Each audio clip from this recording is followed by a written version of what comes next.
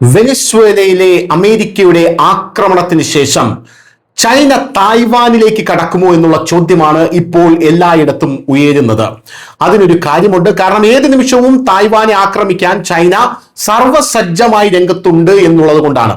America തന്നെ വെനിസ്വേലയിലേക്ക് ആക്രമണം നടത്തി അവിടെയുള്ള ഭരണാധികാരിയെ പിടിച്ചുകൊണ്ടുവന്ന സാഹചര്യത്തിൽ അതൊരു നല്ല മാതൃകയല്ല എന്ന് UN പറയുന്ന ഈ ഒരു സാഹചര്യത്തിൽ അമേരിക്ക ചെയ്തു, ഞങ്ങൾക്ക് എന്തുകൊണ്ട് ചെയ്തുകൂടാ എന്ന് പറഞ്ഞ പല രാജ്യങ്ങളും അവർക്കിഷ്ടമില്ലാത്ത അല്ലെങ്കിൽ അവരുമായി ചരിത്രാതീത കാലം മുതൽക്ക് തന്നെ കോൺഫ്ലിക്റ്റ് നേരിടുന്ന പല രാജ്യങ്ങളിലേക്കും കടന്നു കയറാനുള്ള സാധ്യത അത് UN മുന്നിൽ കാണുന്നുണ്ട്.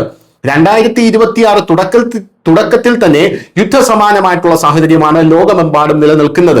അതുകൊണ്ട് തന്നെ ബാബ വാങ്കയുടെ പ്രവചനമൊക്കെ ഇപ്പോൾ ആൾക്കാർ വളരെയധികം ശ്രദ്ധിക്കുന്നുണ്ട്, അത് സത്യമായെന്ന് പോലും പറയുന്നുണ്ട്. എന്നാൽ ഇപ്പോൾ തായ്വാനിലെ രഹസ്യ മിസൈൽ സംവിധാനം വളരെ കാലത്തിന് ശേഷം പൊതുജനങ്ങൾക്ക് മുന്നിൽ പ്രത്യക്ഷപ്പെട്ടു എന്ന വമ്പൻ വാർത്തയാണ് പുറത്തു വരുന്നത്. അതായത്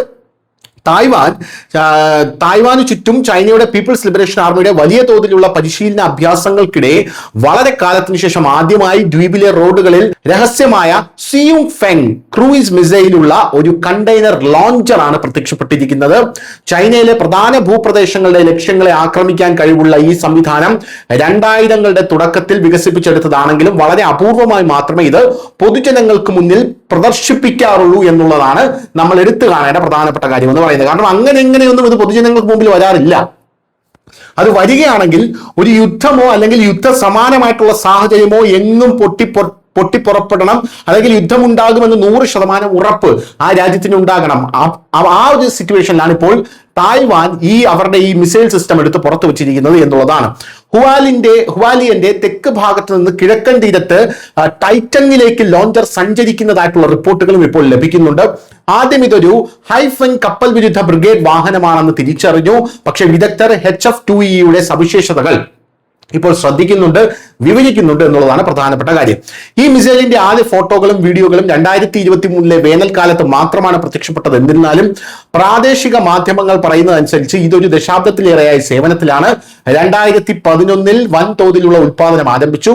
HF-2E സിയുങ് ഫെങ് കപ്പൽ വേധ മിസൈലുമായി നേരിട്ട് ബന്ധമില്ല. US ടോമോഹോക്കിന് സമാനമായ പ്രവർത്തനങ്ങളുള്ള കരയിൽ നിന്ന് വിക്ഷേപിക്കാവുന്ന ഒരു ക്രൂയിസ് മിസൈലാണ്. അത്യധികം അപകടകാരിയാണ് ഈ മിസൈൽ എന്നുള്ള കാര്യവും നമ്മൾ ഈ സാഹചര്യത്തിൽ എടുത്തു പറയേണ്ടതാണ്. അറിയപ്പെടുന്ന 2 പതിപ്പുകളുണ്ട് ഇതിന്. 3000-6000 കിലോമീറ്റർ ദൂരപരിധിയുള്ള അടിസ്ഥാന പതിപ്പും 1500 കിലോമീറ്റർ വരെ ദൂരത്തിലുള്ള ലക്ഷ്യങ്ങളെ ആക്രമിക്കാൻ കഴിയുന്ന വിപുലീകൃത സിയുങ് ഷെങ് പതിപ്പും ഇതിനുണ്ട് എന്നുള്ളതാണ് മറ്റൊരു പ്രധാനപ്പെട്ട കാര്യം. ഉയർന്ന സ്ഫോടക വസ്തുക്കൾ മുതൽ ആന്റി ബങ്കർ ക്ലസ്റ്റർ യുദ്ധോപകരണങ്ങൾ വരെ നിരവധി തരം വാർ ഹെഡുകൾ ഈ ആയുധങ്ങളിൽ ഉൾപ്പെടുന്നു എന്നുള്ളതാണ് ഇതിന്റെ ഏറ്റവും വലിയ പ്രത്യേകത എന്ന് പറയുന്നത്. News desk, news India Malayalam.